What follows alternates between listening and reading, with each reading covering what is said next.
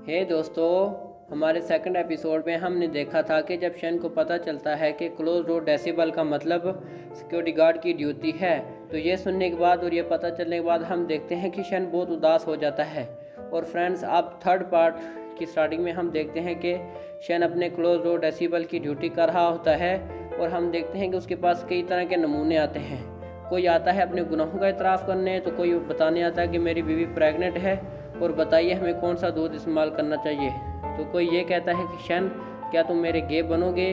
तो हम देखते हैं कि इसी ड्यूटी के साथ और लोगों को मारते मारते शन का दिन गुजर जाता है। और नेक्स्ट दिन मंडे को हम देखते हैं कि शन अपने सेक्ट की तरफ जाते हुए कहता है कि मेरी इस ड्यूटी पर मुझे 30,000 युआन मिलते हैं, लेकिन एक दिन की सिर्फ छुट्टी मिलती है। और फिर शन हमें बताता है कि आज हमारा पीरियड नहीं है, लेकिन हमें फिर भी टीचर ने बुलाया है, इसलिए हम जा रहे हैं मास्टर से मिलने और मास्टर की बात सुनने।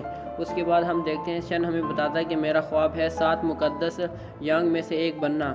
जिसके बाद हम एक ओल्ड मैन को देखते हैं जो आता है और सबको नौटंकी करते हुए हाय कहता है और सबका शुक्रिया अदा करता है। हम देखते हैं कि शन भी उसे देखकर बहुत खुश होता है और वो आते साथ ही ओल्ड मैन कहता है कि मैं यहाँ आज तुम लोगों की तनख्वाह पर बात करने वाला हूँ। तो ये सुनने के बाद शन को बहुत गुस्सा। शन कहता है कि अभी तुम सिर्फ बात करोगे, 8 साल मैंने यहाँ नौकरी की है, अब हमारी तनख्वाह बढ़ाई जानी चाहिए, लेकिन अभी तुम लोग यहाँ पर आए हो 8 सालों के बाद बात करने के लिए। ये क्लास तुम लोगों ने बात करने के लिए लगाई है, ये मजाक क्यों, ये मजाक नहीं चलेगा।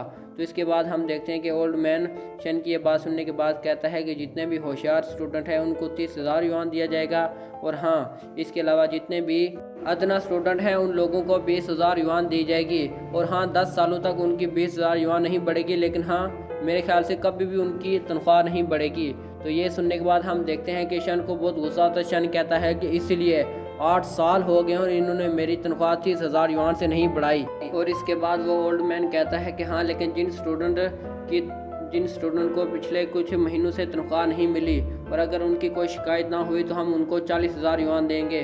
तो ये सुनने के बाद हम देखते हैं वहाँ पर एक स्टूडेंट खड़ा होता है, कहता है कि मास्टर, लेकिन यंग शान में तो एक खून की जो कीमत है वो 68,000 है, 68,000 युआन है। तो आप बताइए कि हम 40,000 युआन पर कैसे गुजारा करेंगे।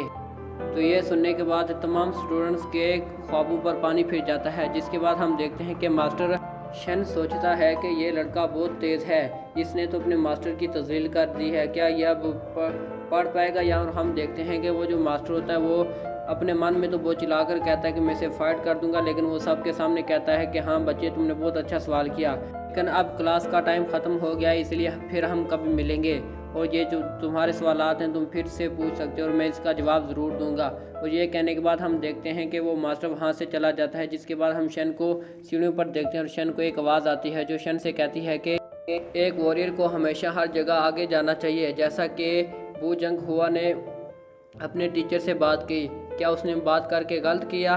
तो ये सुनने के बाद शन कहता, तुम कौन बात कर रहे हो। तो इतने में वो आवाज़ कहती है कि क्या मैं गलत कह रहा हूँ। तो शन कहता, नहीं, हाँ तुमने तो ठीक कहा। और इसके बाद हम शन को देखते हैं, शन अपने मास्टर के कैबिन के बाहर चक्कर लगा रहा होता है। और इतने में हम देखते हैं कि जैसे वो डोर नॉक करने वाला होता है कि डोर खुलता है और एक लड़की भागती हुई आती है और रोती हुई वहाँ से चली जाती है।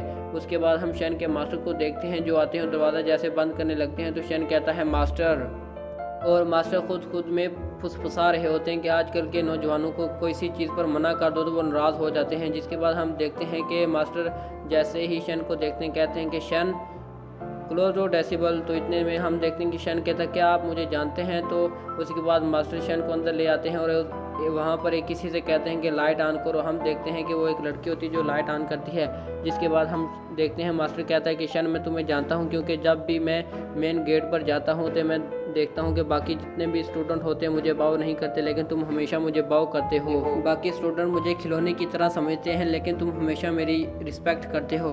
तो ये सुनने के बाद हम देखते हैं कि शन अपने ख्याली पुलाव में एक गेम खेल रहा होता है और हम देखते हैं कि वहाँ पर उसके मास्टर इधर उधर घूम रहे होते, लेकिन शन को कोई पता नहीं होता। इतने में हम देखते हैं मास्टर शन से कहते हैं कि हाँ बचाओ, आखिर तुम यहाँ पर क्यों आए हो। तो ये सुनने के बाद शन बहुत गुस्सा हो जाता है। शन कहता है मेरी एक रिक्वेस्ट है। तो मास्टर कहते हैं कि आखिर तुम्हारी क्या रिक्वेस्ट है। तो शन ये सोचकर खुश होता है कि आज मैं अपनी सैलरी बढ़वा लूँगा, लेकिन इतने में मास्टर कहते हैं कि सैलरी के अलावा जो भी तुम्हारी रिक्वेस्ट है वो तुम मुझे कह सकती हो। तो ये सुनने के बाद हम देखते हैं कि शन का मुँह देखने वाला होता है। और फिर शन कहता है कि मास्टर मैं 7 फेमस यंग में से एक बनना चाहता हूँ। तो ये सुनने के बाद मास्टर कहता है क्या तुम, और हंसने लगता है और कहता है हाँ हाँ तुम एक टैलेंटेड बच्चे हो, तुम बन सकते हो। तो ये सुनने के बाद शन को बहुत गुस्सा होता है। शन चिल्लाते हुए कहता है तो पहले आप हंस क्यों रहे थे। तो ये सुनने के बाद मास्टर कहता है तुम बाकी बातें छोड़ो, मेरे पास एक जादुई किताब है जो तुम्हें यंग बना सकती है। जिसके बाद हम देखते हैं कि शन वो जादुई किताब पढ़ रहा था, लेकिन वो कोई जादुई किताब नहीं बल्कि वो एक कहानी वाली किताब होती है, जिसमें हमें एक कहानी के बारे में बताया जाता है कि 2 तलवारबाज आपस में लड़ रहे थे। और फ्रेंड्स आप पहले उनकी लड़ाई को एंजॉय करें, बाद में मैं आपको आगे बताऊंगा।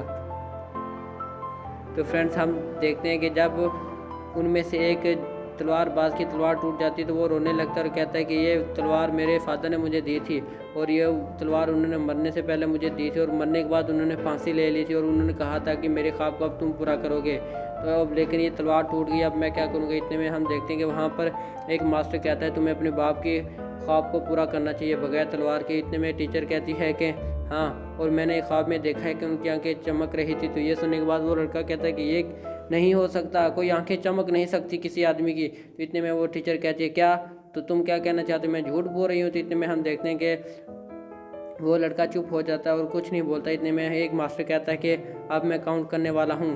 तो इतने में हम देखते हैं कि वो काउंट करता है 2 3 1 और उसके बाद वो दूसरे लड़के को विनर करार दे देता है। जिसके बाद हम देखते हैं वो लड़का कहता है क्या ये कोई फाइट थी या कोई फितना, या ये मेरे साथ मजाक हो रहा है।